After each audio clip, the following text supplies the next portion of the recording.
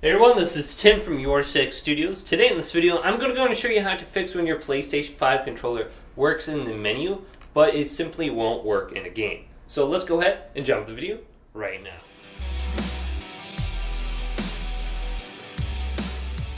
Now this error occurs when your PlayStation 5 controller is having a button that is constantly pressed down. So most of the time this is related to the L2 button or the R2 button.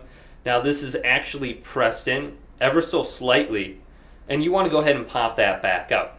Now you could open up your controller and try to fix this, which there is tutorials online that could be a little more in depth. However, if you go ahead and just flip your controller around and just try popping it out, press it in and just pop it out and see if it's actually stuck in or not.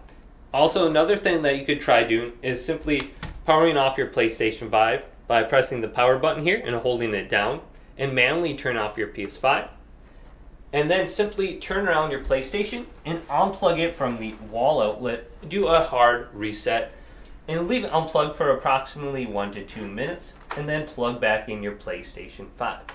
And then the last thing you could try is resetting the PlayStation 5 controller with a toothpick. If you look on the back of your controller, there is a small hole right here. So I have my controller turned on, and it's connected. If I go ahead and press that small pinhole down for about 10 to 15 seconds, my PlayStation 5 controller will reset and it will turn off. So let's look at my controller. It should be turned off now, and my controller is reset. Now I can turn it back on. So just try out those simple solutions, and hopefully you won't have to open up your controller. So if this video did indeed help you out, go and leave a big thumbs up and subscribe to my channel down below for more tech videos coming up next on YourSixStudios.